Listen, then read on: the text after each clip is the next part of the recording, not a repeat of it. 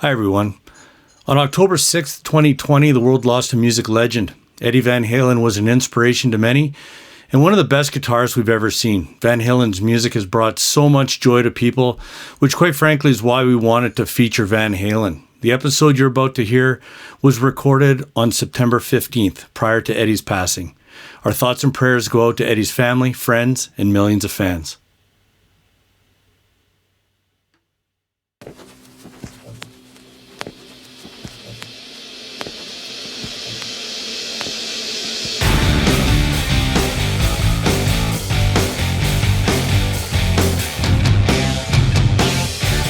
Hi, everybody, and welcome to the Picks and Sticks podcast, a fun music podcast where four great friends talk about the music, bands, and songs that they love. I'm Mauro. I'm Gordo. I'm Cecil. And I'm Huff. And this is Picks and Sticks. On today's episode of the podcast, we bring you 10 great songs from the band Van Halen. Welcome back to another episode of the Picks and Sticks podcast. Podcast number 8.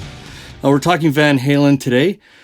Before we get into that, we want to, I think there's back-to-back episodes. We need to recognize a birthday. My man Cecil. That's right. We won't give away ages. We're trying to put on some sort of a facade here that we're really young men. But birthday recently, and I understand you got one hell of a gift. Actually, he just showed it to us. Obviously, we can't do this through without video. So try and explain it. But this is like super cool. I hope you can explain it so it looks or it sounds as good as it truly is. So fire away there. I can't. It's very hard to explain, but I'll do my best. It's a picture of the boys and the two dogs, and it looks like far away. It just looks like it's maybe painted on stones, but it's guitar picks. So it's perfectly spaced. Best way to describe it is if you took a photo and cut out like a cookie cutter as many guitar picks as you could, but left the guitar picks in and took out all the surround. That's what it looks like, but it's not thin paper. These are real guitar picks, raised profile and everything. It's incredible. I wish I had the name of the guy that did it so we could plug him. Sweet. But it's amazing. Here's another look. Good description, Cecil. And top it off, same picture on individual guitar picks itself. Damn. That is, I'll tell you, man. Your wife, she's a very artsy lady. She's very talented in her own right. She's been making up our whole life. Because on our first anniversary, I came home and there was like gifts, flowers, and the house was all tidy. And I'm like, this is nice, but it's not today. It's not for a couple more days. She's like, what? She early? She had a big production out of it. Yeah, she spent a lot of work. I'm like, well, hey, we'll celebrate early. So she took the pressure off me forever. Maybe she was testing you to see if you knew when the day was. It was a trick. You're right. Yeah, maybe she would have gone, You're right. happy anniversary. You just got to run out and grab that gift. And then you're ripping over to the mall. Yeah. But you didn't fall for it. So I didn't good for you. take the cheese right on. Well done, man. Yeah, that's right. So the amount of abuse you've put on your body there, you must be like a 65-year-old with a 12-year-old maturity level. What? I don't know what you're talking about. Yeah, that sounds about right, I guess. Also, I don't know. Is there any other notable birthday things that you want to bring up, Cease? No, just quiet. No? I get spoiled every year. Everyone, treats me well. Family takes care of me good. Nice. I also wanted to circle back, if it's okay with you guys, and for the listeners, if you listen to the previous episode when we went through the Beastie Boys, one of the conversations, so one of the songs that we had ranked high, I believe it was at number 5, a song by the name of Paul Revere. But we talked about a Cypress Hill. It's not even a remake. What would you call it? They kind of borrowed the music and rewrote the lyrics, right? So it's not a cover tune in that they just rearranged the song with the same lyrics. They actually did it the other way around, right? They kind of kept the music but wrote completely different lyrics. So I think it's a reimagining. Yeah, that's a good way to put it. What did you guys think? I don't know. Do we want to try and compare the two, or it's very clever, isn't it? I find the songs aren't very similar. There's a couple lines that are the same, and other than the fact that there's stories, but what specific do you mean that they're not the same? Well, if you hadn't told me that it was sort of a cover, I wouldn't have known, actually. Really? No, I don't think so. It's a great song though.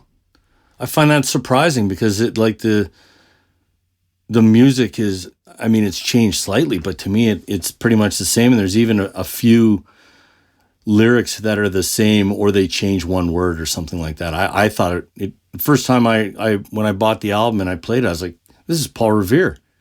Oh yeah, it's a clear homage to it. Is that homage? They take a lot of lyrics and just, as you say, change a few words and make it their. I thought it was very clever. Really, really well done. Great story. Be Real is wicked. Be Real is incredible, man. Yeah.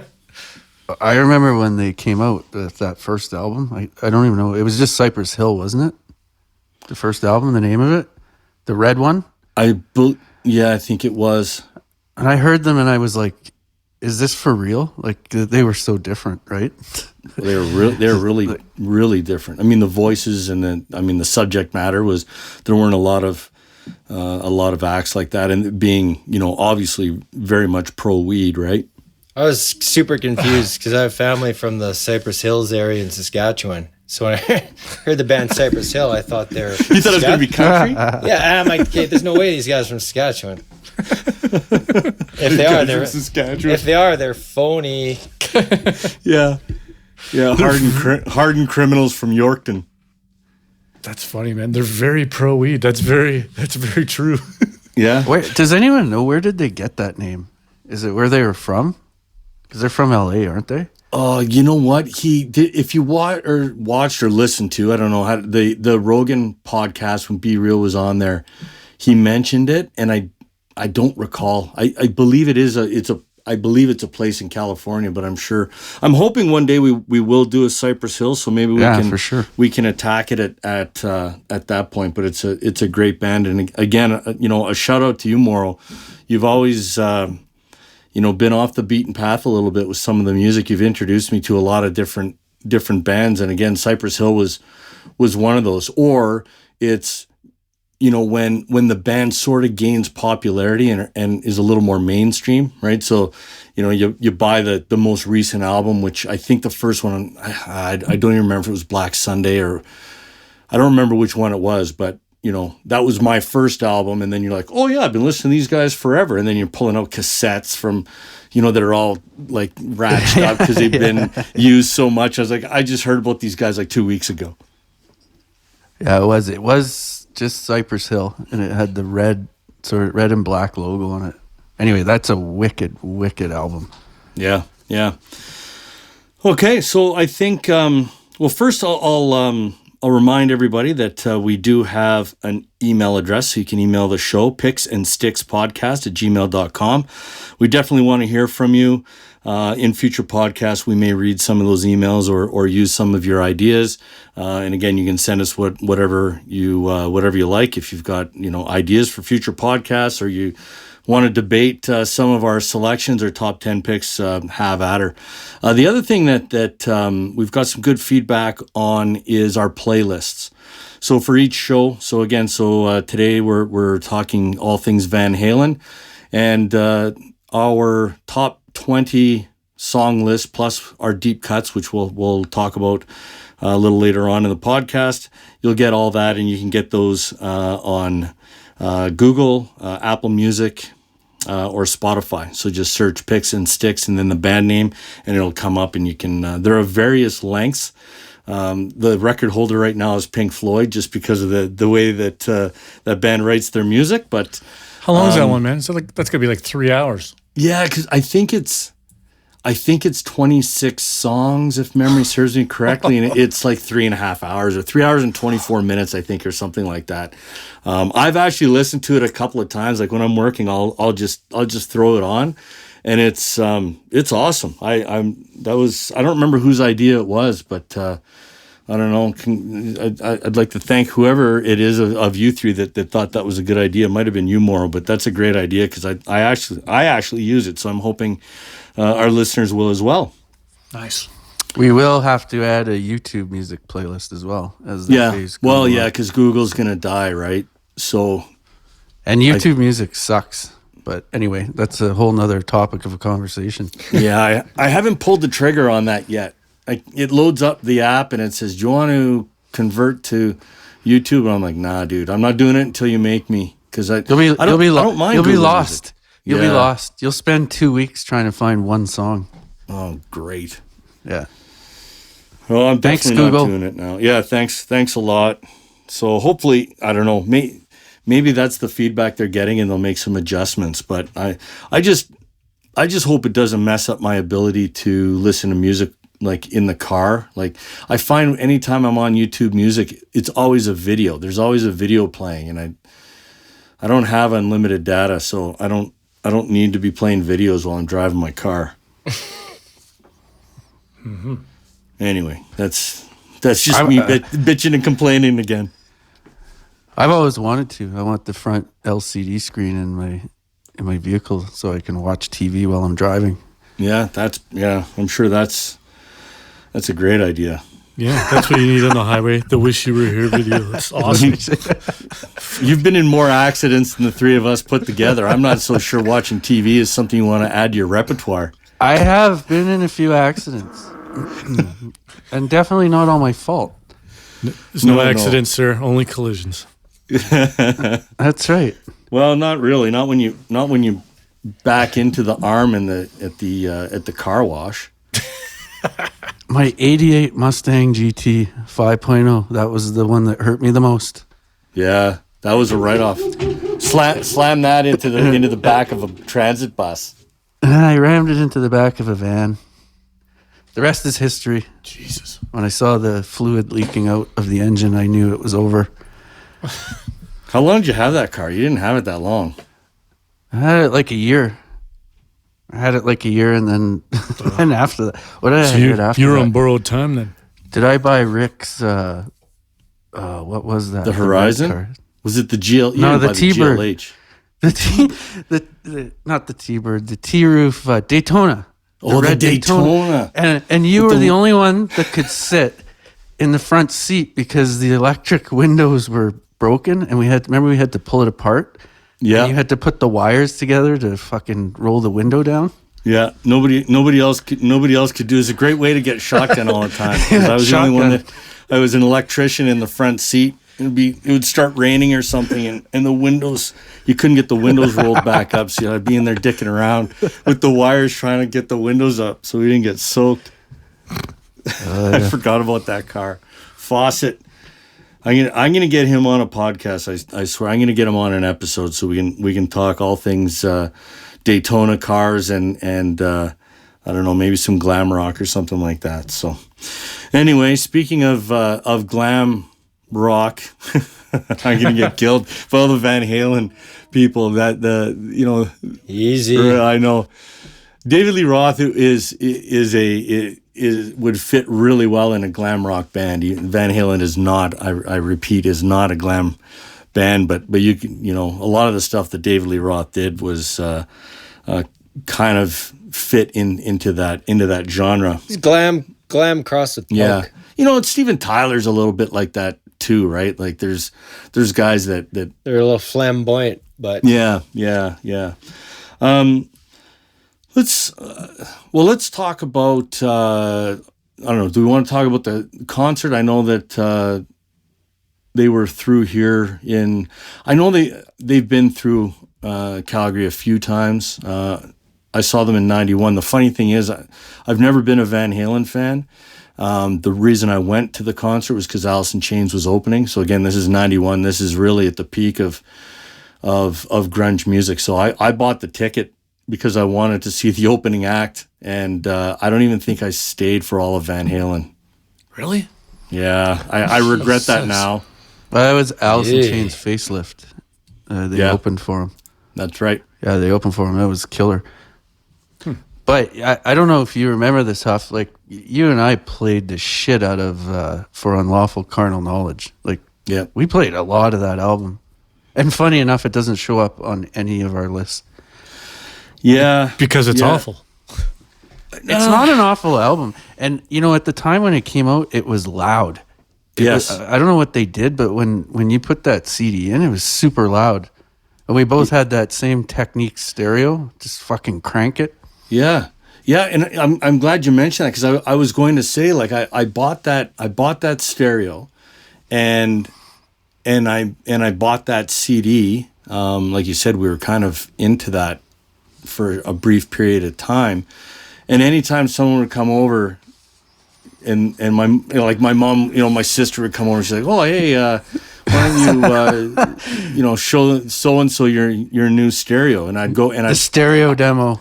right, and I would put that album on all the time, because it was the loudest CD that I owned out of anything. Like the sound quality, it just sounded really good on that system. I love that stereo. It's opposite with OU812 and 5150. They have that silence to them. Same thing we talked about with Paul's Boutique. Oh, you got to turn them up when those ones come on. Yeah, I found that as well. And then Balance was kind of funny. Balance had I don't know, and I like Balance, which was really weird. Again, and maybe we'll step back and say, like, so I went through a couple of brief periods where I liked Van Halen for a short period of time, but, you know, again, I would never consider myself a fan. I don't own all the albums. I've never owned all the albums. You know, I wouldn't consider myself a fan of that band, but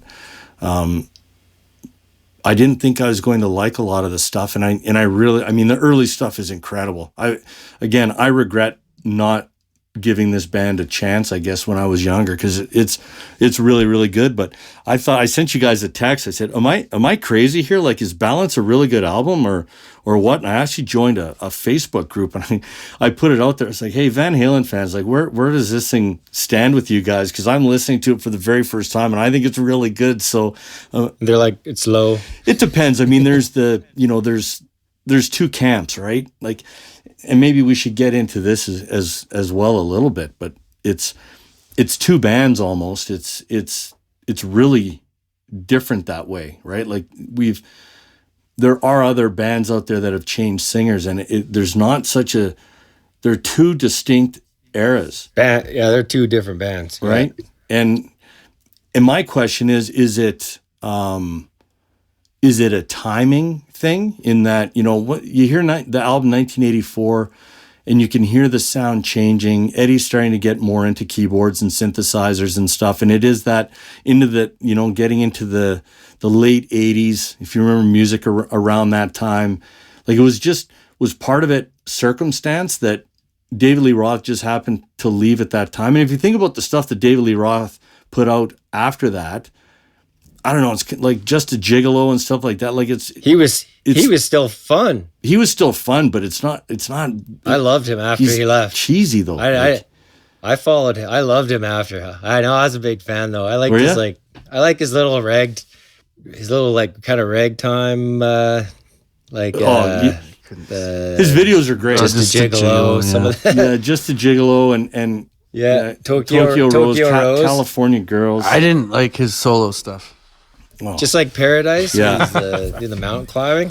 I want to be like him. He was like high energy, doing everything, just like Mr. Fun, right? Ended up more like Sammy, all burnt out on the beach. But two completely. I think he's nuts. They're two completely different singers, right? I think he's nuts. Yeah, like David Lee Roth, I think he's the best front man maybe of any band ever. He's like good singer, entertaining. He's your good rock singer. He's perfect, right? I think Gary Sharon's the best singer. Oh, I'm gonna stab you through the Squadcast. Terrible take. He's so good. Back to your point though, Huff, I think it was circumstance too. Like, they're two totally different singers, obviously, especially lyrically. Like, as you say, one was all about having fun, the other guy's a little more serious. That's what dreams are made of, you know, crap like that. But And a lot of love songs. But the band took a huge turn. 1984 was kind of that the peak or the precipice, if you will. You could hear them changing, but then they just radically departed from their original sound. And, it wasn't just keyboard heavy, because 1984 had a lot of keyboards, but it was really poppy 80s stuff. They just transformed from a good solid rock band to cheesy keyboard rock. And, I still think they had some good songs from the area, don't get me wrong, and I have nothing against Sammy Hagar, but at that point, I kind of tuned the band out myself. Yeah. Well, and the funny thing is, I mean, let's, try and crystal ball this thing and say, okay, what would have happened if David Lee Roth would have stayed with the band the whole time, and what the material would have looked like? Now, the difference is, right now, I don't know if you've seen any footage of David Lee Roth singing live. Yeah. Like, it might as well be me, boys. Like, it's not good. Yeah. He was doing the high kicks. You see where he whacked himself in the face on Kimmel?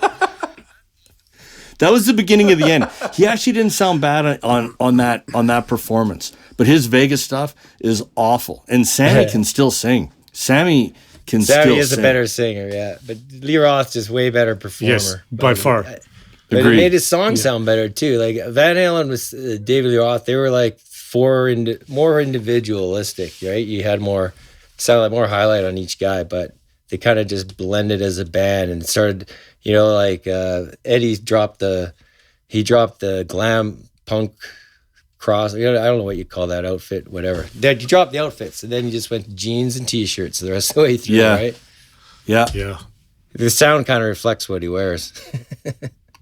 Yeah, you might be right. But his fingers, holy cow, they don't get worse.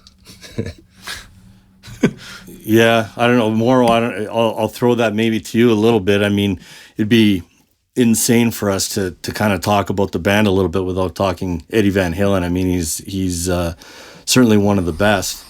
Well, the thing about Eddie is, and like the guitar players that I never had the first albums first. Yeah. I heard I think I heard 5150 first, and I heard Sammy Hagar stuff first. So, and I never really went back, but like my guitar idols idolized Eddie. And so then after I, sort of figured that out, I started listening to Van Halen, and, I heard Eruption. It shouldn't be when's the first time you heard Van Halen. It's when the first time you heard Eruption, because that song is unbelievable. And just the way that he plays guitar on it is insane. But, like Slash and Zakk Wylde and I mean, you can go down the list, Jerry Cantrell, like these guys idolized Eddie because Eddie was insane. Tom Morello idolizes Eddie too. Yeah. And you know what? It makes sense because Eddie was kind of like a mad scientist with his guitars. He was all about how is it going to sound and how do I play it? Like he was never big on the effects and all that kind of stuff. And he, he never actually, I don't think he learned to read music. He was a piano player when he was young, but he was just like a noisemaker. Like the, what do they call it? The Frankenstrat, the first guitar he made, the famous one, the red one with the tape all over it. Yeah. He liked the Strat body, but he wanted the humbucker pickups, which is in a Gibson, right? So he cut it apart and stuck the pickups in and made his own guitar and taped it up, and now the thing's iconic, right?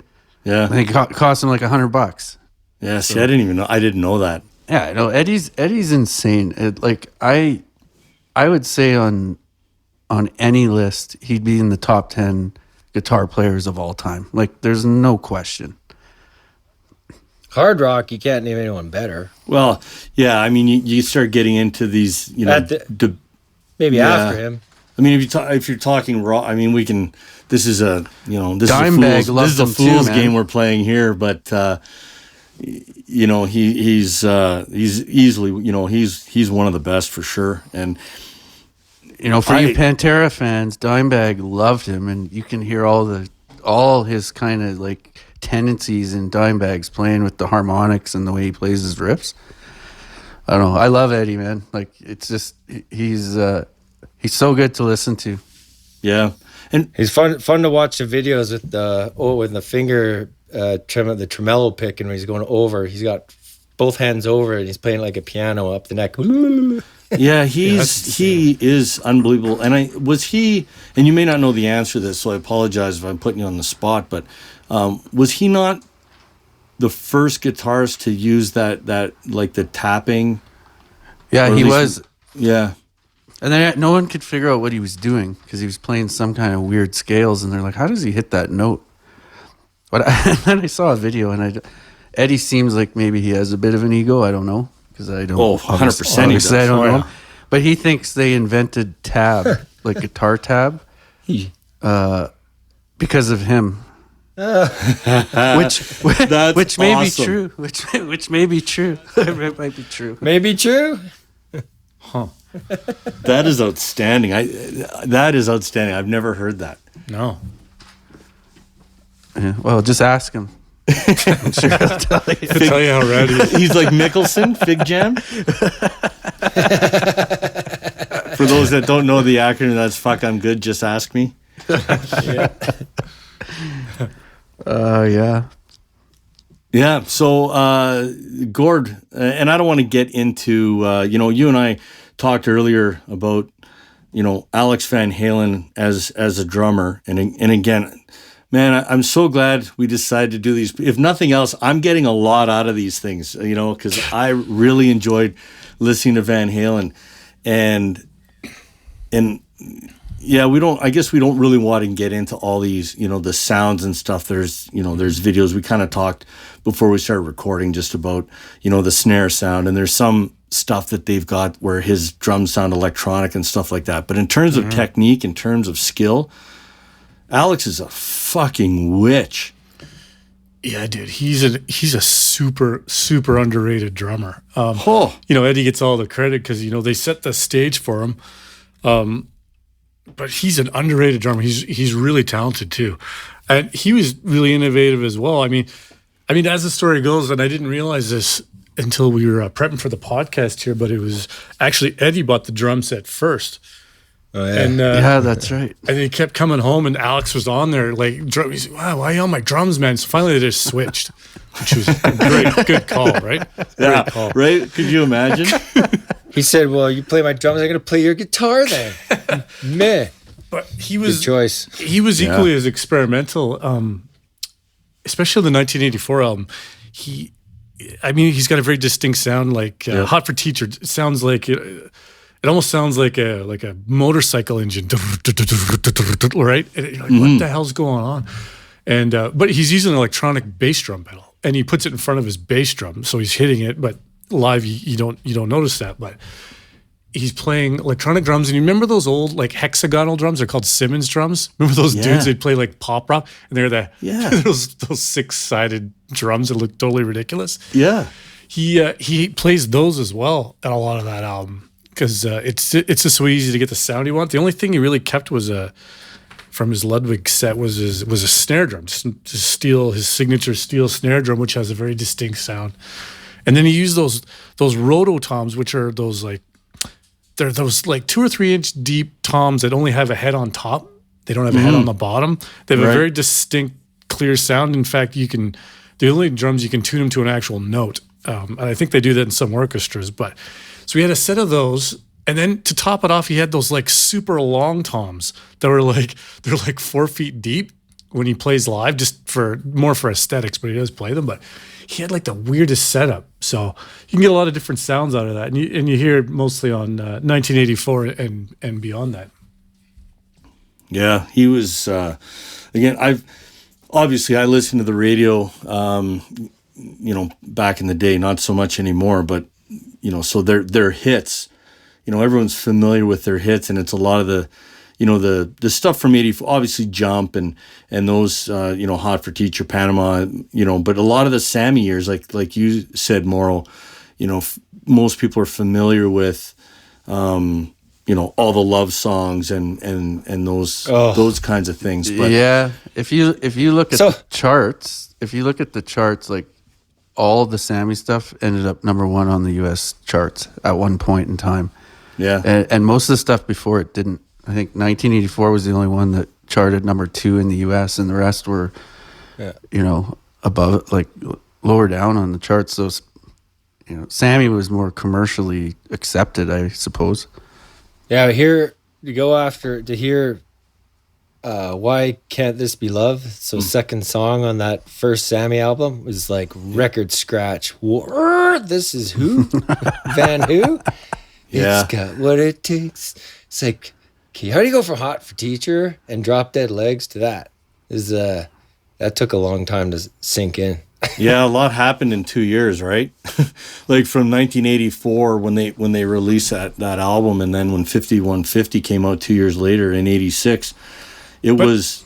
They're still all love songs. But am I wrong? Like songs. Every shitty inspirational work video that I was forced to watch, it always seemed to have a Sammy era Van Halen song attached to it. Higher and higher. Like, what am I doing here? Like, it's so awful. Stop playing this. I don't feel like working. I feel like quitting. Yeah. But who's he singing to? Like, who was listening to Van Halen? Like, it's supposed to be young dudes, right? So then Sammy comes out with these love songs. So it is true. His audience. But apparently he did, because they went number one. A lot of women liked Van Halen, I think, after that. There's not I mean, again, I'm generalizing. I mean, a lot of the girls that I was hanging out with at that time, knowing, what our ages were during that time, they liked that kind of Van Halen music. There weren't a lot of them. Are made of. Yeah, there weren't a lot of, the girls that we were hanging out with that were into that music that were listening to Mean Street. Like, it was borderline into the hair metal sound. It was, kinda. Yeah. It was. They inspired a lot of it. They just weren't a hair metal close. band at all. Like, well, really and that's weird. I mean, and that's why I thought it was funny that Gary Sharon showed up, at one point, right? Like they were. Because Sammy had more of a rock voice than maybe some of the others, but I don't know. Some of their stuff to me doesn't sound a whole lot different from Every Rose Has Its Thorn. Like there's some similarities to it. Wow, right? A lot better guitar. There's a great song. I'm just saying, like, that those kind of ballady love songs that Van Halen was writing. Now there were some excellent stuff as well, and they did. And again, talking about experimentation. What was that country? Finish What You Started had that kind of a country twang to it. I loved that song back in the day. That riff, he plays that little triplet leading into it, and the second part of that riff is not repeated once the whole song. It's like I think it's a prank that Eddie played on people trying to cover it. You can't. He's got a little twist on every single time. He doesn't repeat. It's stupid. It's like he's just laughing at everyone. Try to play this. You can't. It was a great song. Like, I mean, for that time, and maybe this is a good time to and it's pivot. about blue balls. Yeah, that's right. Gotta have a song about that once, right? I watched well, I won't get into, I guess, into the story. It was just a thing that Sammy was talking about, that Eddie was writing this song while Sammy was with, I don't know if he was married at the time, whatever. He's with a woman of I don't know who she was or whatever, but and Eddie was all jacked up about this song because they used to live next door to each other, just down the street from each other. So he showed up at like 1 a.m. or something, knocking on the door. And so they sat there and they wrote that song over the next couple of hours. And then when he left, that was Sammy was writing the lyrics after that about, hey, let's finish what we started, like 2 hours ago before Numbnuts showed up and ruined everything.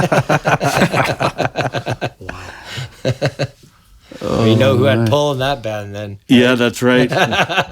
Eddie shows up, like you said, who the boss with a wicked riff. Like it's a cool tune. It's a departure from what they've done. Yeah. I loved the song during during those days. I loved the video. The video was great. But, and this is the time I think that we pivot into the list. It doesn't appear, I don't believe. I've only got the 10 in front of me, or 11. But it's probably a good time to switch into the official top 10 list of Van Halen boys. Yeah. I'm going to, so it's kind of dominated, I guess we'll say by 3 albums, or I guess it is 3 albums now that I'm looking at it. So similar to some of the other bands that we had seen. And again, when I started, when you look at the first Van Halen album, right? And I'd never listened to the album front to back. And the songs, Running with the Devil, then Eruption, You Really Got Me, Ain't Talking About Love, I'm the One, Jamie's Crying, like it could almost be a greatest hits album. So it doesn't surprise me that there's a lot of songs from that first album. And it's like Guns N' Roses' first album. Yeah, exactly. It's a great parallel. Cecil had, so the number 10 song, I guess I should probably talk about how we arrive at the top 10 for those new listeners. So there's the 4 of us will each complete a list of our 20 favorite songs. And we run that through the patented Picks and Sticks algorithm, and it ranks those songs. It assigns a point value to them and ranks them, and that's how we spit out our top 20 list that we will eventually put into that you can find the playlist for. So I'm the One came in ranked number 10. Cecil had it as his number 1 song, best song. Wow. So I'm going to let you run with this one. Oh yeah, it's high octane, high energy. David Lee Roth, he's walking across lava the whole song. A lot of his songs are like that. I never looked at it that way. That's outstanding. Oh, he's always on. And then and there's everything is good about it. Crazy solo, it's fast, and then the out of the blue that again he goes to that like ragtime, yep. Like that has no place in any song anywhere, and let alone that song. But it sounds amazing. It makes me laugh every time. I cannot like a song better more than that. Mostly because that's a great pick. That's a great pick. I'm glad you explained it in that fashion. So I'm going to make you go back to back, unless if anyone else wants to chime in on I'm the One. I was going to get Cease to talk about the number 9 song, because he had this song number 3 on his list, Running with the Devil, from the same album from Van Halen, the self-titled first debut album. Yeah, well, my intro to Van Halen was Van Halen. Sister had the tape, so at a young age, I remember where it really stuck with me was on a holiday, because that's where you can really listen to music a lot. And when that, I remember listening to it in the car, and we would pretend that a train's about to hit us, right? Because it sounds like you're about to get hit by a train at the beginning. And I don't know, I just think it's a good introduction to the band, all their songs. That Running with the Devil, Eruption, You Really Got Me is like, I can't hear those 3 apart almost now. Like they're blended together with me. They sound weird if I hear any of them without the other. Okay. Yeah, I think that's true. That bass at the beginning of Running with the Devil is super cool. It's like one note. Boom, boom, yeah, boom. And it's like slow, heavy song, like not like Outshine, but slower song for a high octane band. Yeah. And as far as Eddie goes, like he uses a lot of harmonics in that song. So his riffs are really weird. Like if you were to try and learn it on guitar, it's kind of awkward. It's got all that bing, bong, bing, Yeah. Anyway, it's a great tune. I didn't have it on my top 20. Huh. And now I'm coming and I'm going to say that was a mistake, because it's such a good song. There's no room for 20 songs of Van Halen. We'll add that into the early part of the egregious omissions. Yeah. Good candidate. Yeah, I was honestly, I was surprised, Mauro, that you didn't have Running with the Devil on your list, but again, he's walking on lava a lot there. Yeah, well, there's the David Lee. What's funny about the David Lee Roth era, right? There is a lot of that, and when I was listening, at times it actually did make me laugh, because sometimes there's just so many of them, and he's got that high screaming stuff. Totally. And then the other thing that is really interesting about this band, when you listen to every album multiple times, straight through, I think they've got the market cornered on songs with spoken word in it. Oh, absolutely. That's his thing, man. Like that's his thing, and that is so different, and it works in so many different ways. And I thought it was funny, even with 5150. I don't think it was the first song, but there's a song early on in that album where Sammy goes into a spoken word kind of thing, and I was like, man, you gotta ditch that. It's not. It's not as good, buddy. I say the same thing. Yeah. He's like, waitress, what you wanna? No. Yeah, and I'm like, nah, man. That's it really works, and I'd love to. I don't know if you could Google it and actually get a count on how many songs they have with spoken word, but it's got to be an absolute boatload. Yeah. I'd love to get inside that guy's head and just figure out what made him do that. Like, what made you decide to let's just start speaking here? Because half the time it's like totally out of place, but somehow it just works, right? I don't know. I don't get it. It is so cool, and in different areas, like different songs. I don't even know how to explain it. Like you say, like I don't think a lot of other bands do that. Not that I'm aware of. I mean, there might be one or two where there will be something in there, right? But William Shatner does it. Have you heard that? Yes, it's amazing. Insanity. It's insanity. It's so good. It's so not good. But I love that part of the music, is some of that spoken word stuff. So anyway, so that's Running with the Devil at number 9. Number 8 is You Really Got Me. Again, so we've gone 10, 9, and 8 are all from Van Halen, the debut album. So Cease, again, you had it high. You had it on your list at number 5. Mauro, you had it at number 6. Well, we have a problem here, though. Why? We have a problem here because for some reason I put Eruption and You Really Got Me as kind of together. And for some reason, Gordo decided that those two songs don't belong together. Well, they're two distinct I was just curious about that. So you're saying You Really Got Me and Eruption should be one song? Is this your contention? Oh, it's not a contention. It was just something that I noticed. Huh. I understand the argument because I'm not sure. Because both Cecil and I had them together. But anyway. See, and I didn't look at the individual lists. I didn't. No, that's not true. You've got them separate, Mauro. Now you've got them back to back, mind you. 5 and 6. But you don't. We were talking. This came up last time, and I remember. I think Gord asked if they should be separate. I thought they should be the same because they're always played together. But technically, they are different songs. And then seeing Gord's list, I see he has Intruder, which was specifically written to extend the intro to "Oh Pretty Woman." That's right. Because they made the video too long. That's right. So I think Gordo's going rogue on us. He's gone rogue. This makes sense to me now because when you listen to Intruder, the drum's phenomenal. Yeah. It's just the intro, but then I could see why you'd want to like Intruder and not "Oh Pretty Woman." So he had an agenda started. Absolutely. I was playing 3D chess with you guys. You just didn't have a clue what was happening. You know what this feels like though? I think it was I think it was the third podcast. I think it was Soundgarden when Gord said, "Oh, I feel like there's some guys on their list that are trying to get a little too cute.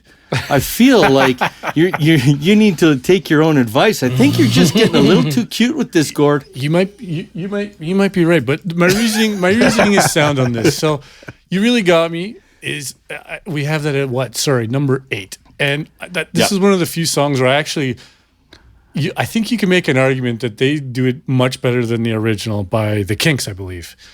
Correct, it's Kinks. And so you've got a cover song, and then you've got like the most amazing guitar solo. So I don't know if you can combine that into one song per se. I prefer to divide it and have both being really good. Yeah, you changed my mind. You Really Got Me. I know we'll get to the albums, I guess, here as they come to us. But so far we're just dealing with the first album.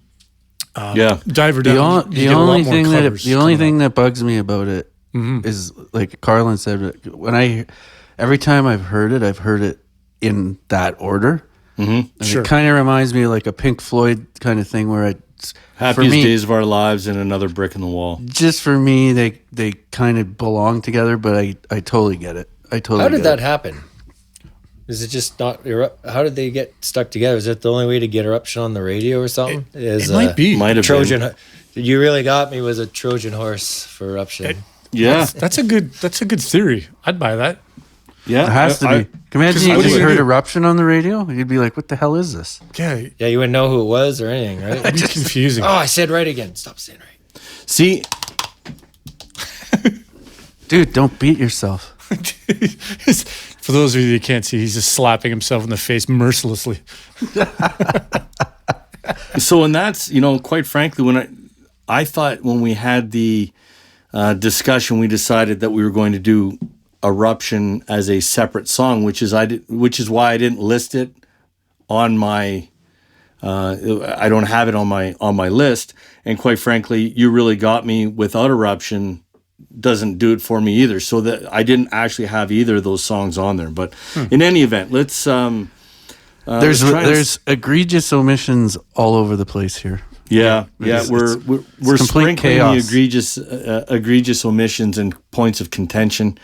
So You Really Got Me was ranked number 8 overall. Number 7 was the first entry from an album that wasn't the debut album, from Fair Warning, Mean Street. Mauro had it number 1. So that's your favorite Van Halen song. It's my favorite Van Halen song. It's a good call, buddy. And you know what it is that I love about it is I think the vocals are great. They're not super out there, but he does the crazy guitar solo intro, and then the riff's got harmonics, and then at the end it's like the end of the song is like a thick wall of guitar, and it's just the vocals are great, and the lyrics are they're kind of cool. I mean, it's a Mean Street. Isn't that where you grew up, Cecil? Mean Street? No, it's Main Street. Main Street. Douglasdale Boulevard. Anyway, yeah, listening to all of the songs, and I love, and there's so many Van Halen songs I like. Just Mean Street, to me, encompasses all the stuff that I love about Van Halen, all in one song. So that's why I had it number 1, and I'm happy to see it's at number 7 on our list. Yeah, it used to be one of my favorite songs. Again, in one of those weird Van Halen periods where I listened to some Fair Warning because a friend of mine, his older brother, was a big Van Halen guy, and he listened to that album all the time. So I would hear some of that, and that was at that time, Mean Street was my favorite song from that album. I do have that album on vinyl too. Do you really? I do. Yep. I bought it later though. You had Push Comes to Shove from there on your list too, so I figured you must listen to that a lot, because that's not one I really heard much of, but it's pretty good too. Yeah. On a re-listen of that album, there was a lot of stuff on there I don't recall liking that. This something really stuck out for me that I really enjoyed a lot more now than I did at the time. I don't know how you guys felt, but every song is good up till I think the first 7. Yeah, they're great. Strong. Dirty Movie's good. Hear About It Later's great. Mm-hmm. Maybe it's a good song. Maybe if you don't mind, I'll just do it. It's a really good song. Maybe I'll just do a quick recap of their albums, just so everyone knows what we're dealing with here. There's too many. 13. They were very prolific, right? Like Van Halen came out in 78, Van Halen 2, 79, Women and Children First, 80, Fair Warning, 81, Diver Down, 82. Then they took a break, 1984 and 84, of course. And then they went to the Sammy years. Maybe we can recap those later. But, I mean, that's virtually an album every year. Combined with touring, I know they opened for Sabbath on their first tour. Like, they're busy dudes. Yeah. And those albums, and we'll talk about Diver Down a little bit later, but all of those albums really stack up against anybody's best material. Like, really, that is, again, that opening, whatever it was that I listed off, 6 tracks or whatever off the debut album, are phenomenal, right? So, indeed. If we get back to the list, so Mean Street was in at number 7. Number 6, now here, number 6 was Eruption, but we've kind of talked about Eruption with You Really Got Me. So we'll kind of package those together when we do the list. We'll put them together. I think it would be really stupid if you're listening to our playlist and it goes Eruption, then Mean Street, then You Really Got Me. That might throw you off a little bit. So we'll make sure we reorder those. So we're into the top 5, and here's a run of 4 songs. So 5, 4, 3, and 2 are all from 1984. Drop Dead Legs is the number 5 song, ranked highest on Gord's list. You had it number 4, your personal list. So why don't you talk some Drop Dead Legs? Sure. Well, this is one of the songs like I was just mentioning. On a re-listen, it really stood out to me how good it was. I remember listening to it and I was like, yeah, that's an okay song, but this is one of the few songs on that album that it's no keyboard and it's nice slow hook. And you got David Lee Roth, Drop Dead Legs, Pretty Smile. Like it's so groovy. Really good song. Oh, I love that song. Great hook. And is it just me or does the riff remind does it remind you of Back in Black a bit? Like it's quite AC/DC-ish. Yeah. You're not far off there. Now that you say that, I'm going to listen to those now after back to back. You might be right. It kind of stuck out to me because I was like, man, that's like I could hear Brian Johnson singing to this song. Oh, that would be unreal. It would be unreal. Anyway, they should have got him after David Lee They Roth. should have. Yeah. Could you imagine Brian Johnson with a wow? Hey, I'm ice cream man. Yeah, that's right. The number 4 song, also from 1984, is "I'll Wait." Gord, you had that 3? Is that right? You went. Okay, yeah, you had you went heavy on the 1984, so I'll let you take this one too. Sure, this was to me just like Drop Dead Legs on the re-list, and this one just like jumped out at me. It's one of their first keyboard heavy songs, and the bass player just lays down and we haven't even mentioned the bass player's name, Michael Anthony. First, we got to talk about this guy. I was holding on to that one for later. The master of the one note, do do do do. Like I guess when you're the bass player in this band, you just lay down the groove and get the hell out of the way, right? Like you got Eddie Van Halen playing behind you, but there's some good complex bass lines in some of the songs. Dude, I agree, man. Michael Anthony. He gets no credit. Is the greatest backup singer in rock. There's no better backup vocals than Van Halen. His name even sounds like an angel. Nice. Michael Anthony. It's like I have songs that Mike. It's not Mike. It's Michael. It's straight out of a Bible. It's like I picture him in a white angel outfit when he sings. I fucking love his voice. It's heavenly. It's very high. The harmonics. It's funny that you mentioned that because you're right. He gets absolutely no credit for that. So good, and he's freaking awesome. He's solid, and he's got to sing like a good octave or 2, well, maybe 3 up from David Lee Roth, right? Like he's got such a high voice. Yeah, like it's a song, perfect. Black and Blue. That one I picked just because. I almost put that on my list. I'm with you there, Cecil. I love the chorus. It reminds me of kind of like a "Let's Get It Up" from AC/DC. It's similar trash to lyrics. Great call. Yeah, absolutely. Call me crazy, but if you listen to the guitar solo in that song, it sounds like something that you would hear Kirk Hammett do.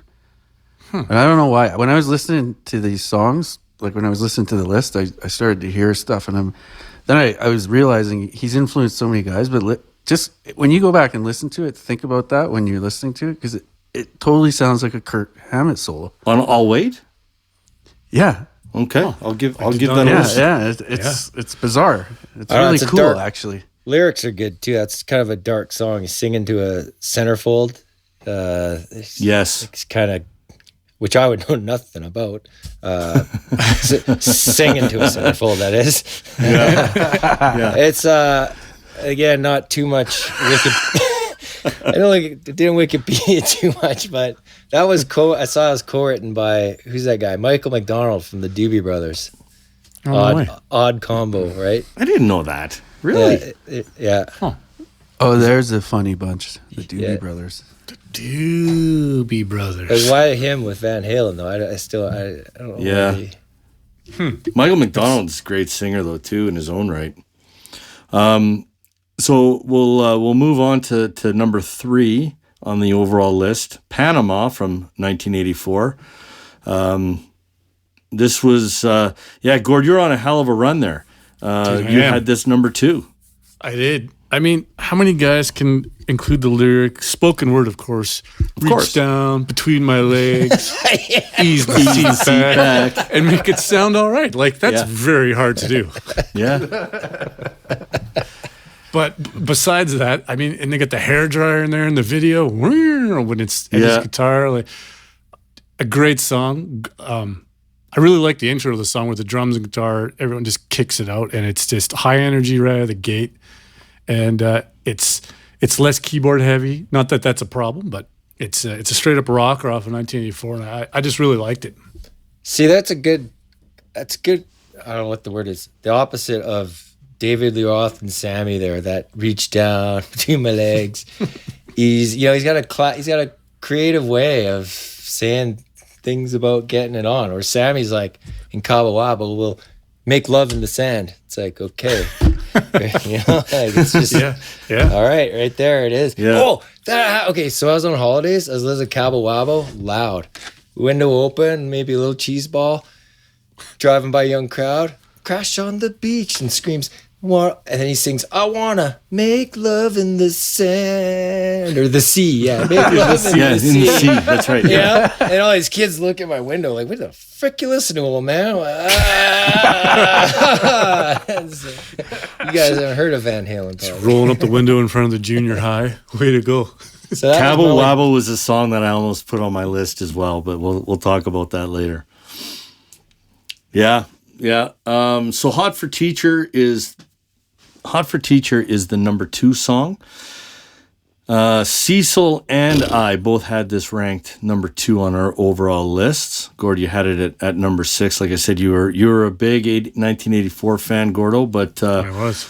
Hot for Teacher. I mean, that drum intro, the whole, I don't know, that to me, I almost actually had that at number 1. That is one of my favorite songs, really, by any band.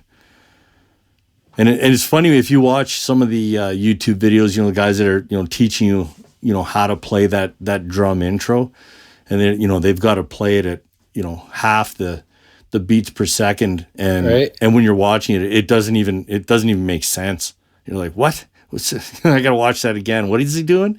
It's a great tune though. Like who listens to a car engine and says, I'll play that. Right? Yeah. Like I don't know what the inspiration for him to do that, but it does. It sounds like a big like 428 engine just idling. And then I think that's Eddie's Lamborghini. And he is that right? Really? I think so. Is that where that came from? I think I read that somewhere. Well, he goes from that to the finger tapping. It's totally.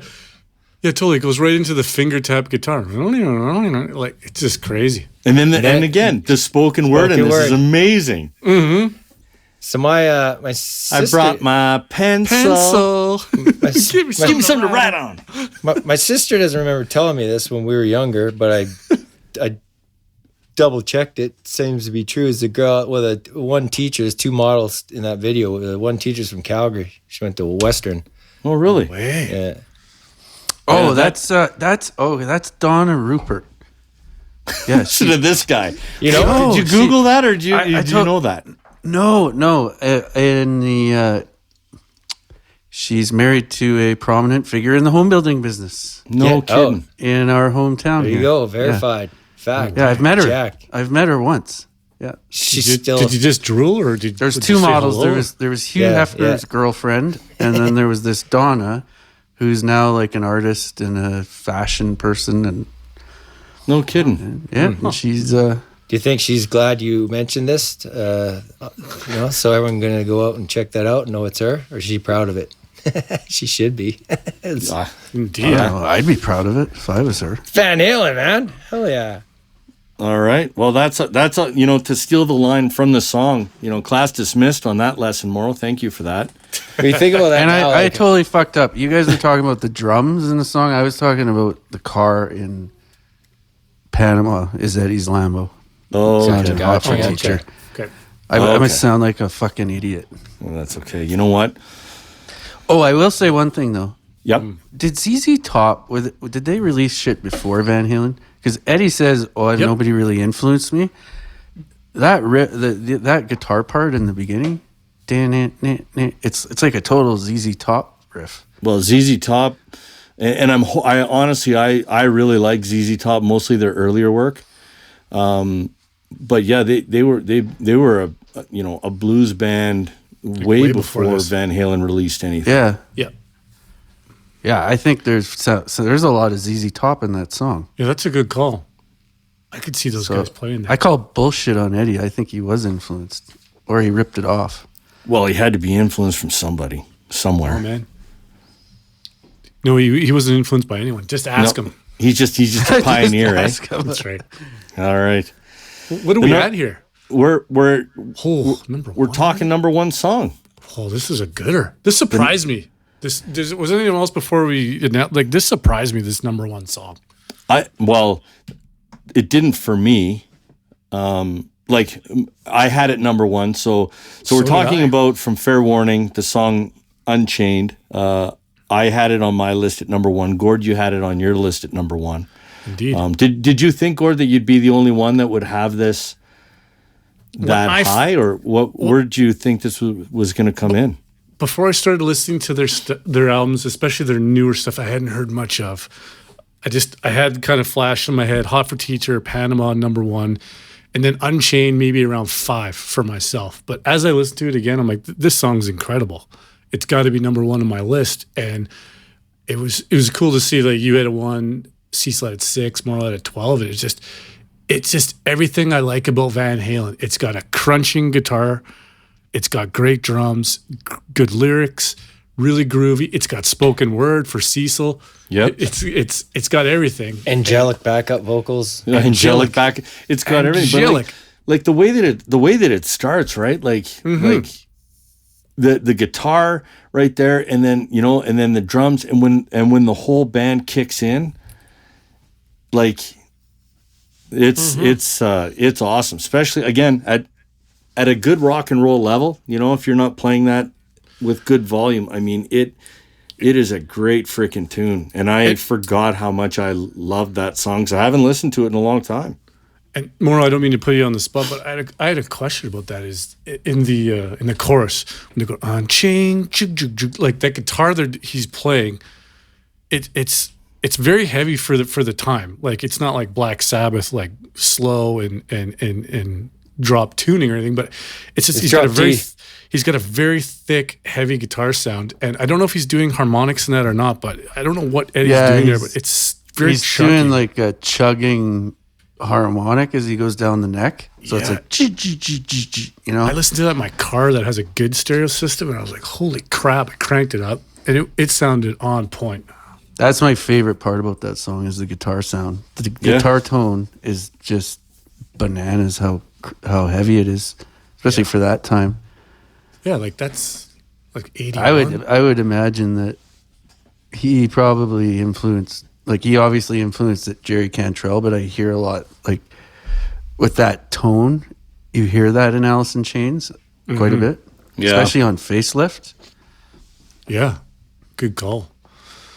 That's that's often replicated, but never quite duplicated the same. That's for sure. And I had this song really high on my list at first, and I moved it down, and it's like a weird reason, but I think I kind of talked to you guys about this before, but I find the way that they produced the early Van Halen, he always was panned. His guitar was always panned to one like left. Yeah. And then they put the reverb in the right. And for this song, when I was listening to it, I thought my headphones were broken. Because I was like, why is everything coming out of the left? Like, why is all the guitar coming out of the left? And I found it on this song more than any of the other songs that it was, you can really hear it. Yeah. Once you mentioned that, before I started paying attention to that, and you really do notice it on a number of songs, particularly, on all the albums, really. I was going to say particularly on the debut album, but it's kind of like that everywhere, right? Yeah, because this riff is so thick and heavy, it's just more, you hear it more on this song for some reason, I guess. Yeah. So that's the top 10 list. I will recap in descending order. So at number 10, I'm the One. Running with the Devil, number 9. We'll call Eruption and You Really Got Me sort of together. We'll call that somewhere between 6, 7, and 8. Mean Street is in there as well. Number 5, Drop Dead Legs. 4 is All Wait. 3, Panama. Hot for Teacher at number 2. Unchained is number 1. So that was, and there wasn't anything on Van Halen 2, although from a points perspective, DOA just missed it. And DOA I had really high on my list. I had that as my third favorite song. I love that song from Van Halen 2. And then right below that, with only 4 less points, from Women and Children First. I was surprised there was nothing from Women and Children First in the top 10. So I guess I've sort of sneakily slid us into the egregious omissions and points of contention portion of today's podcast, gentlemen. Bastard. Right? But Women and Children First, I was surprised that there wasn't anything in the top 10 from that album. Everybody Wants Some was just below DOA in the overall Picks and Sticks rankings. I had Everybody Wants Some at number 5. Gord, you had it at 13. But I guess, any surprises, or do you think there's any egregious omissions, or anything in terms of Driver Down or Romeo Delight is egregious by the three of us. I don't think Gord, Mauro, I agree with you on that. It's amazing. That song is unreal. It is unreal. I had it ranked 4, and I couldn't believe that there were no takers on that. I was same. We're all stupid. I think Women and Children First was like the redheaded stepchild for me. I kind of ignored it a bit. Really? That was Diver Down for me. It was too many covers for me. Yeah. And I have to admit that Romeo Delight is a fucking awesome song. Yeah, that is egregious. That's a good Romeo call. Delight was on my list as high as number 2 at one point. Wow. Yeah. Yeah. Well, that's a good call. What else you got? You must have some new stuff that was egregiously missed, right, Carlin? Me? Yeah. Where's my egregious? Romeo Delight was that was the only one. Like the only one? I would have taken out Best of Both Worlds, but that was my olive branch from Sammy. That's what the song that kind of brought me across the threshold, because I felt like I was forced to pick sides when they broke up. But we're back to the divorce thing. Yeah. Jesus. That is a good song. Isn't it interesting though, guys, that not, at least this is my perspective, not being, really invested in this band. Like, it's not like, your favorite band and the singer quits or the guitarist quits or whatever. You're like, oh man, like that's the end of my, my favorite band, like Rage Against the Machine, right? Mm-hmm. Great band. And then all of a sudden they break up and you're like, are you freaking kidding me? I wasn't invested in any of that in Van Halen. To me, it really didn't matter, but I certainly understand it now. I think the end of David Lee Roth was perfect timing for him. Absolutely. That was a mic drop. And I don't even because I don't consider them the same type of band. The music is quite different. So I think you're right. It's like. So let me ask you a question then. Out of the remaining albums with Sammy on them, so we got 5150, OU 812, For Unlawful Carnal Knowledge, I'll Skip Balance, and Van Halen 3. Which stuck out for you as the best? I heard you say earlier that you really enjoyed For Unlawful Carnal Knowledge, but What did you think of either 5150 or OU812? OU812 is my favorite with Sammy. Yeah. It has the most good songs. AFU is so good. It's all fired up is what it stands for. That's a acronym. Oh. Yeah. But it's like you're getting all pumped up for the concert. You know, it's like the what's the word? The antidote, the opposite of what's that song? Bob Seger, Turn the Page, where he's like, on the road, it's all tough. Here I am. Where Van Halen's all like, right, man, we're going fuck stage, play, right? Rock with a smile, man. Rock with a smile. Yeah.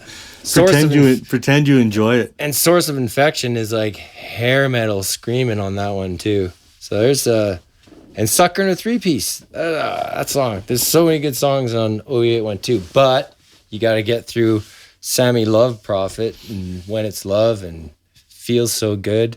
So nice. Like, what's he singing about love too? What's the love relationship to Sammy Hagar? Right? Can you relate? I think he's got 3 girls. he's written as many songs with love in the title or about love as there were in the early days with spoken word. I think that's the way it almost feels like that. You're like, you're freaking kidding me! Like, it's another love song. And when you look at their list of top 10, singles and stuff like that, and when you look at the list and you go, holy shit, it is a lot of love songs. It's unbelievable. It's too much. It's too much. Yeah. Yep. I would actually challenge anybody on this one, and it's kind of a weird thing, but Van Halen 3, the music's better than most of the other albums. Yeah, the music. If you could erase the vocals and put the different vocals on, the album would probably actually be really good. Well, I can't. Go ahead. Oh, I can't. It's a weird one because you can't argue that. It's actually, I was hooked into it a couple times, but just that what's that song? How Many Say I? And there's a couple like opera type Bohemian Rhapsody sounding almost, but there was bizarre. It is bizarre. But the guitaring and the drumming and the bass, like the sound they got is killer. And then that. Yeah, I have nothing against Gary Sharon, but I don't think he has any business singing in a fucking Van Halen. I don't like his voice. Like, and I'm glad you brought this up actually, because I had a note here for, there's a song on Van Halen 3 called One I Want. And if you listen to that song, it's a Sammy song. And if Sammy would have sang that or sung that song, I think it would have been a big hit for them, or at least it would have charted, or it might have moved some albums, because I don't think that album sold very well. But there's a couple of songs, like, you're right, the music I think is really good. There's some really good guitar solos. Sold a ton. Did it really? Yeah, it was almost number one. It almost hit number one. Oh. I think everybody was confused. They thought it was going to be Extreme plus Van Halen equals good music. Yeah, maybe. I mean, outside of More Than Words, I'm not so sure he's really done anything, has he? Yeah, so basically he's done nothing. Yeah, again, I don't like his voice. I don't like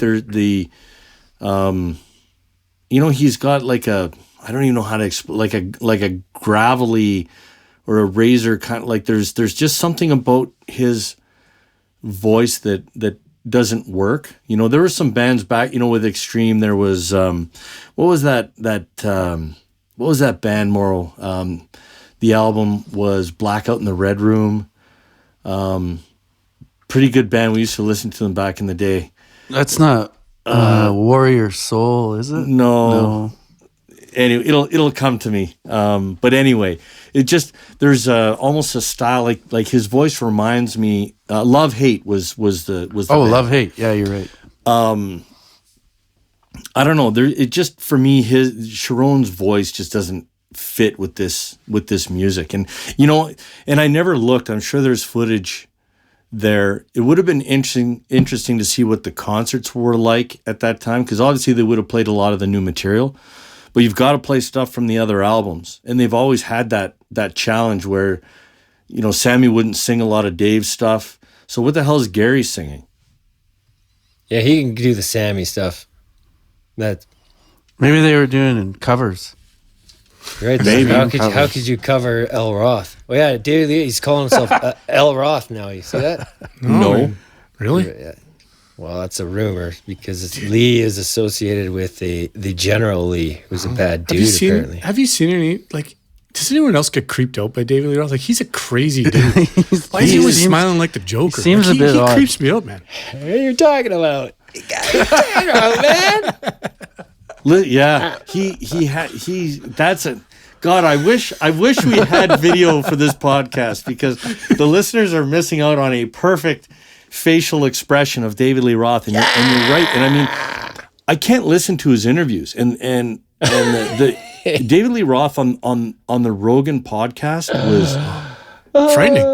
Oh God, like I couldn't listen to him, and like he's a lot. He is a lot. He doesn't make sense. He rambles half the time. I don't know what the hell he's talking about. And he is a different cat. What I love about him, though, he talks about his kayaking story. He's like, he sees water, he wants a kayak, buys a kayak, throws it in the water. Doesn't ask what the water is or if he's allowed on there, right? Yeah. Dude, like every time I see him, I just think of Spicoli from Fast Times. Like, I'm like, Same. I get it now, man. I totally get it. Mr. Hand. Well, it's like he talks and then he makes no point, but then he looks for a reassurance of his point. Like, right? You get it? And you're like, yeah. I don't even know what you just said. I don't even know what you're talking about, so I'll just nod and go, yeah. And then when he was on Joe Rogan, looked fucking confused half the podcast. He did look confused half the time, and he didn't have a clue. It was one of the toughest. Like, I couldn't even listen to it all in one sitting, because there's only so much you can take of David Lee Roth, and because he's just such a strange dude. But you're right. It was such a Rogan is his podcast. If you're a fan of his podcast, I love it. His interviews, you know, they flow. It's conversational. Like, he does a nice job. This one was kind of choppy and weird, and he was almost. It's hard to ask a follow-up question when you don't know what the guy just said. So it was almost like he was just reading questions that he had made, you know, at random, and they didn't really fit together. And then Dave would just talk about whatever the hell he was talking about, and I was just like, Jesus Christ, this guy's off his rocker. Totally. Well, I'm glad I brought that up, and I wasn't the only one then. Yeah, no, well, the dude's clinically insane, I'm sure of it. One thing he did point out that we've pointed out as well is that Sammy likes to write about love. Mm-hmm. He sure does. He sure does. So he asked him, he goes, what's the difference between your writing and Sammy? He's like, oh, Sammy likes to write about love. And the one thing that I did like, the one thing that actually stuck out from that podcast that I liked that David Lee Roth said was that some of his songs, like, and he used Jamie's Crying, I think, or Crying, as an example where, you know, the music doesn't fit the lyrics. And he did that, he said, on a number of different songs where there might be like an up-tempo song or a song that had a really good groove or something, but the lyrics were darker, or they were, you know, a little more serious or something. He said he liked that sort of juxtaposition of that. Yeah. That's one of the few things that made sense, right? Yeah, it was the only thing. When he said that, I was like, oh yeah, you know, and you start to pay attention to it a little bit more. And he did do that on quite a few songs. But other than that, I'm not sure what the hell he was talking about. I'm kind of geeking out on the Alice in Chains today, but there's nothing that sounds like the Misfits, so I had to pick Alice in Chains. But now that you mentioned Jamie's Crying, listen to Jamie's Crying and Man in the Box. The riffs are like really close, and the groove. Really? Yeah, it's because the singing's so different. Yeah, not quite the same time, but the way that he plays that they play the riffs in both songs is really quite similar. Okay, it's uncanny. Huh? I think Jerry ripped him off. He might have. Good band to rip off. Sorry, Huffman, I was distracted there. Am I up for my egregious omissions yet? Oh yeah, fire away. We the egregious omissions and points of contention has kind of taken a little bit of a different turn, but I thought we were. I'll let you wrap up this part of the section before we go into deep cuts. All right, buddy. I got two. I got In the Cradle Will Rock off Women and Children First. It charted as a mild hit for them. Mm-hmm. A bit different for them. It was catchy with typical great guitar solo by Eddie, but I thought it was a solid song. And then I think I'm the only one that had this on my list. And we were talking about this earlier, but Intruder. And all it is it's an instrumental intro for Pretty Women. And I don't know what it is about that. I listened to that over and over again, and there's something brilliant in that. The drums and the guitar, and there's a kind of a distant keyboard thing going on. Like it is just, it's really cool, really atmospheric, which Van Halen doesn't do a lot of, right? They do a lot of riffs. But in this, they did a little something a little different, and I don't know what it was. I just really loved Intruder. So you feel that we dropped the ball by not, and the Cradle Will Rock is a, I'm not so sure I would have had Intruder on my list, and the Cradle Will Rock was on my list at various points throughout the exercise. So it's a great tune for sure. I thought the egregious omission overall was Diver Down in general. There were you had some songs, Gordo, from that album, but I don't believe anybody else did. I really like a couple songs. Full Bug's good, but Big. I know they didn't write the song, but Big Bad Bill. Big Bad Bill is Sweet William Now. That is good. A good way to describe a married man. Hey. Yeah, I love that song. Oh, so much. I struggled with that album. I wasn't a big fan of that album, but there's definitely some good stuff on it. So I think it's a great time to swing into the deep cuts. Great time. Who wants to volunteer to go first? I'll go. All right, Mauro, what do you got? I had a couple songs ranked high that didn't sort of make anyone else's list, or if it did, it wasn't very high up on the list. One is Light Up the Sky. And I think it's a freaking awesome song. And I think... it's on Van Halen 2, right? Yeah, it's on Van Halen 2, and it's got that sort of Iron Maiden kind of feel to it. Okay.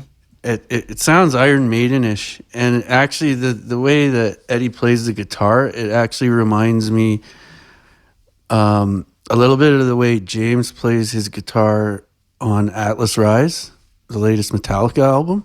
Okay. So I just think it's a stellar tune. I love it. Nice. And then the other one was Out of Love Again. I think you had that on your list, Huff, didn't you? I think I did.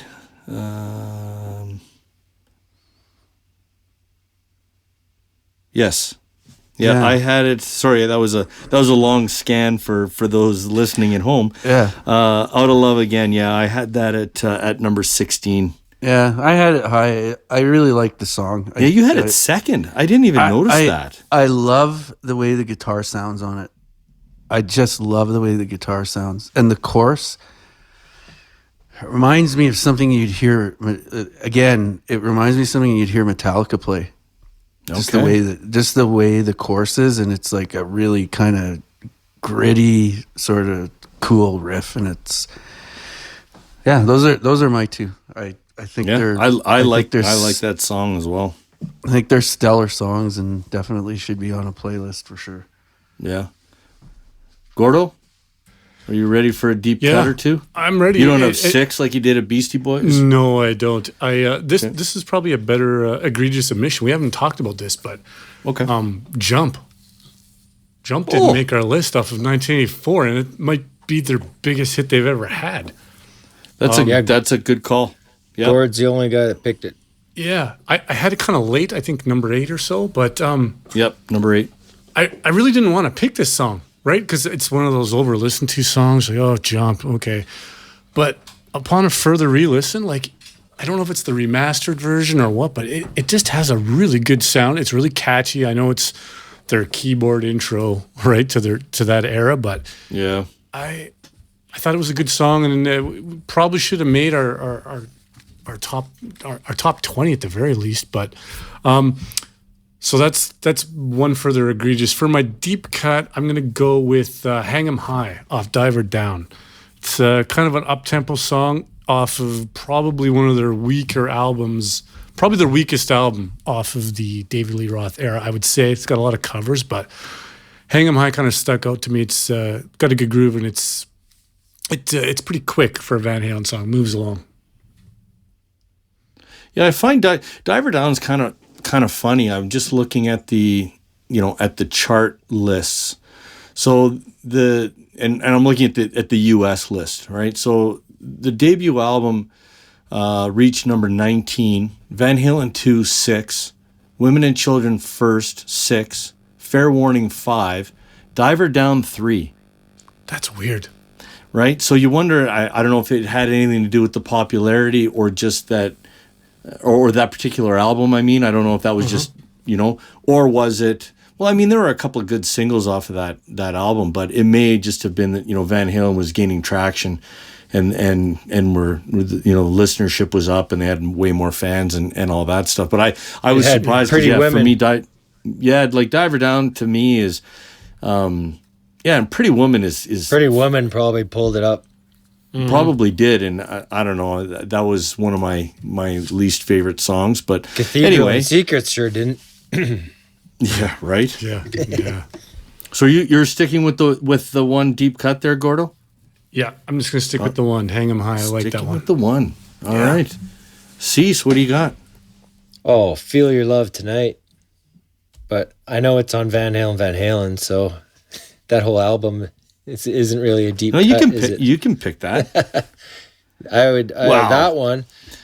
That song, as well as a couple songs, let's say Stay Frosty and Ice Cream Man, because they're both similar. Little acoustic fun song kicked in with a heavy back end. And we didn't really talk about the Different Kind of Truth. That's the newest Van Halen album. That's so good. It is good, Yeah, it's really good. It was surprisingly solid, that one. Absolutely. Yeah. Well, She's the Woman is a killer song.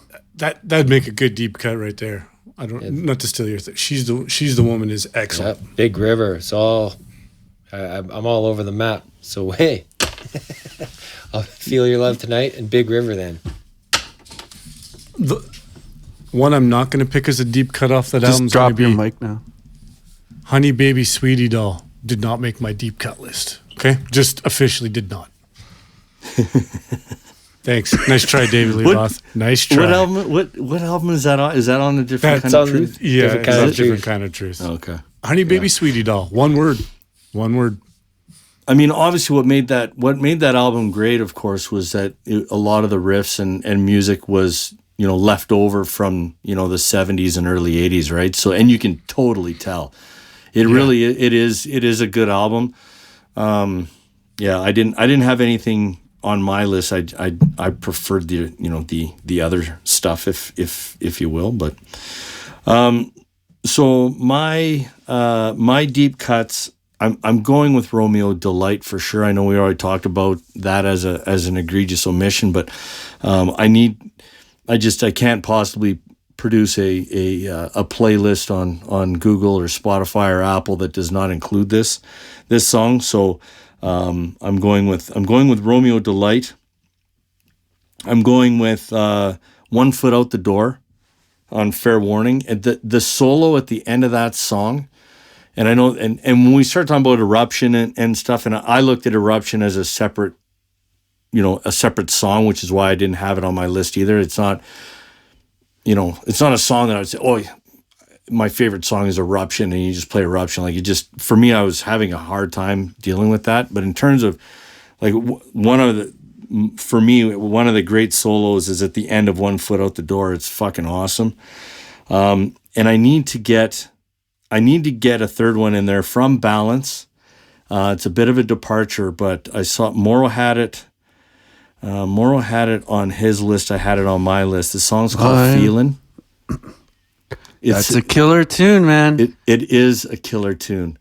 And I love that song. It was growing on me, and the more I listened to it, and I enjoyed the album. Honestly, Balance I thought was a great album, and so I'm going to put that in as a third deep cut. That's a sneaky good song. That could be. Well, and based on my list, I think it is my favorite Sammy song right now. Yes, it is. That's the only Sammy song you had on there. Yeah. Yeah. I had Feeling. Judgment Day was 21 or something, but. Yeah. I had 5150 on there as well. Feeling is a good too. Great song. It is. Yeah, it is. And it's the last song on that album, is it not? I think it's the last song on the album. Or the second last. Like, it kind of comes up on you, and when you listen to it, it's really well written. The singing on it's phenomenal. It's a great tune. It's an easy song to overlook. It is. Yeah. The other one that I actually liked, it is last. The other one I liked on Balance that was a little bit different was Take Me Back. Take Me Back, Deja Vu, which I think is actually right before Feelin', I think. Yeah. And it's got that chord, Take Me Back, and then it's got that ch-chugga. It's a catchy song. It's a cheesy tune. Like, let's be serious. It's no Unchained, but my note is bad cheese for that song. Yeah, it's bad cheese, but there was something bad cheese. I think I was in the car. I was driving. It was a hot day. I had the windows rolled down and stuff, and that song, and I was just grooving to the song, and it almost cracked my list. And I was like, I got to get my act together here. I can't go down this road, or I'm gonna get killed. So, how are we feeling? Any other closing remarks? Any other things that we need to talk about before we shut it down? I keep doing this, but do it. I don't know. I just think there's like 50 songs from this band that I think are amazing. Yeah.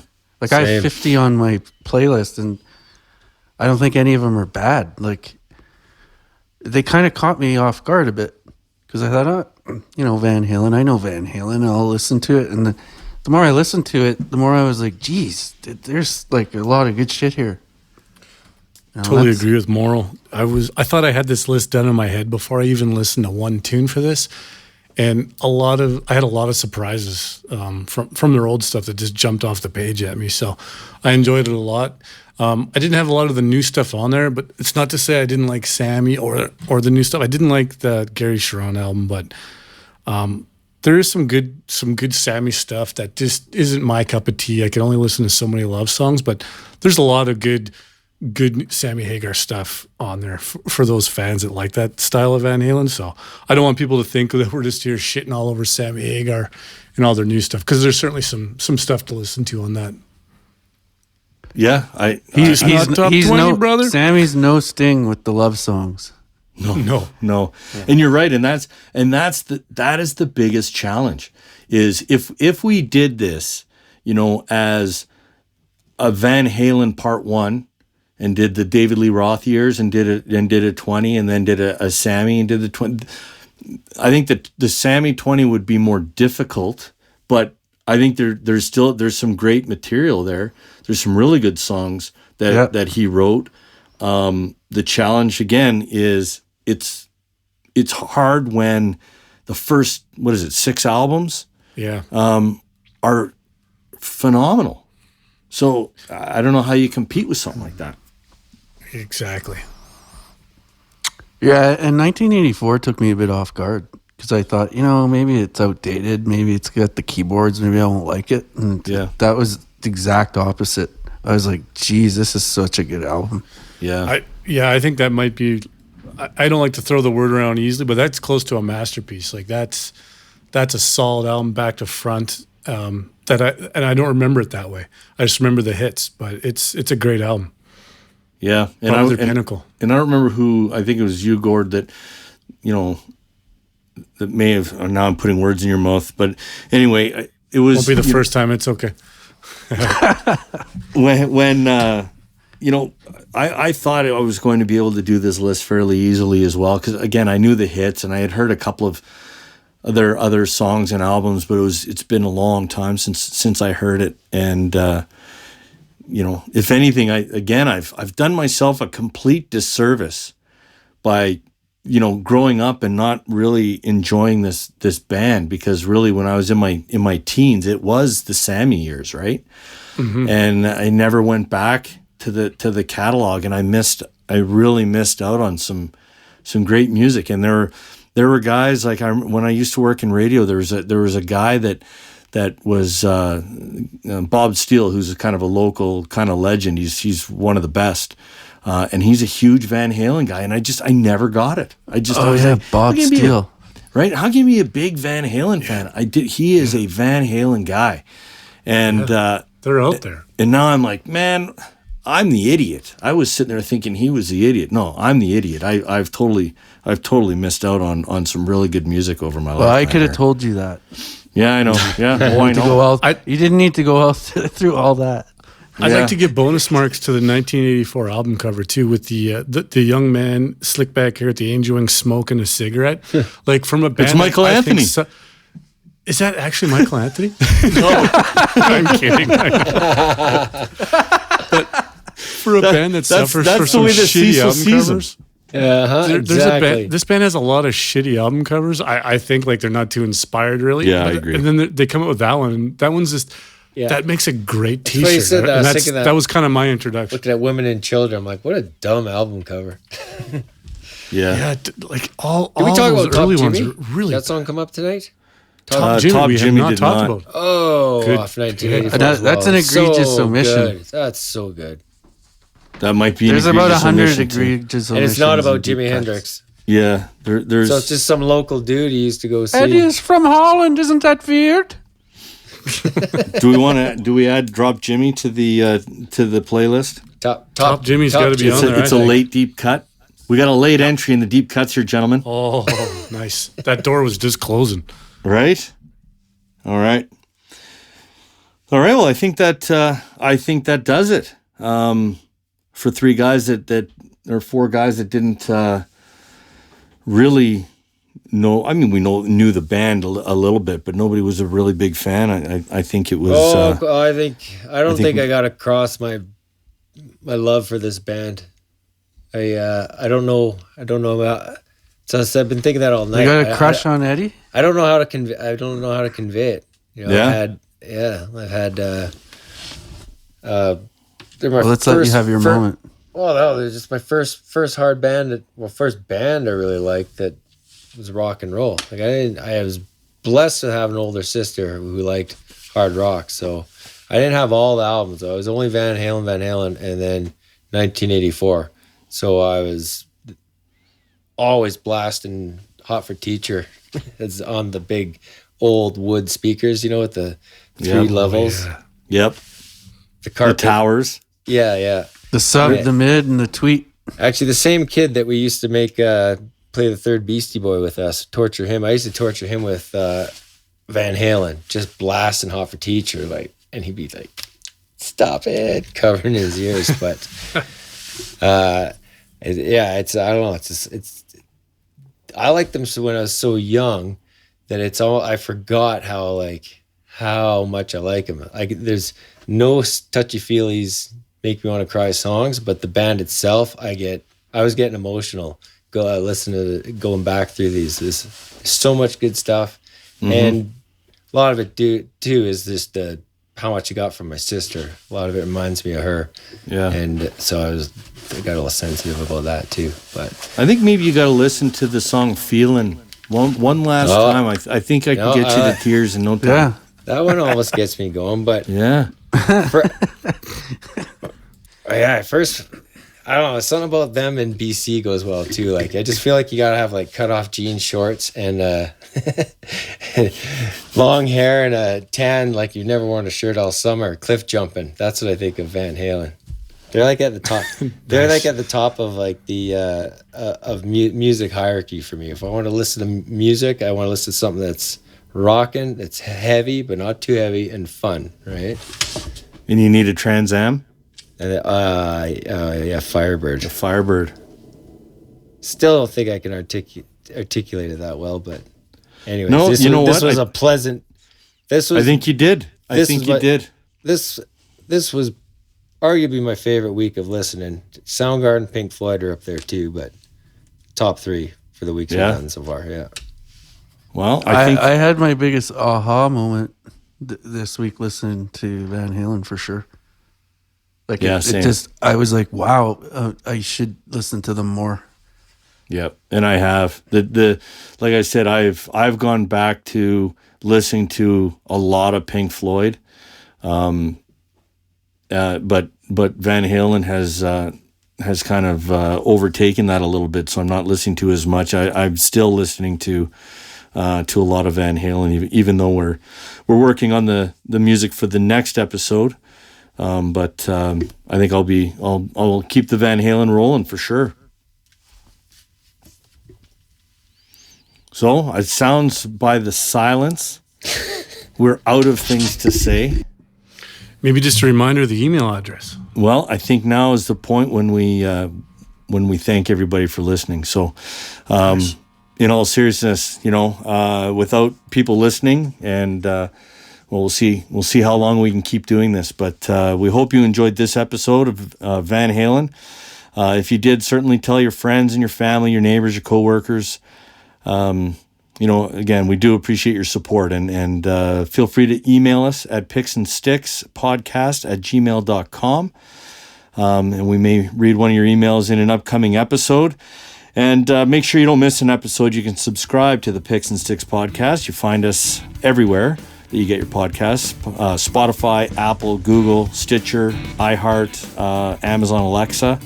So you can say, "Hey Alexa, play the Picks and Sticks podcast." Yeah. Look at that. Look at the big time voice. Don't you have a Google speaker? You can do it. I've got a Google, but I've never tried it. Maybe I'll try that. So try it out, buddy. Yeah, shock yourself. Yeah, we're gonna do something a little bit different for episode number 9, in that we're kind of going with a newer band, a band called The Interrupters. Kind of a ska punk band, I guess you would call it, and I think fairly new to most of us. So that's the next episode, The Interrupters. And again, thanks for listening. Until next time, see ya. See ya.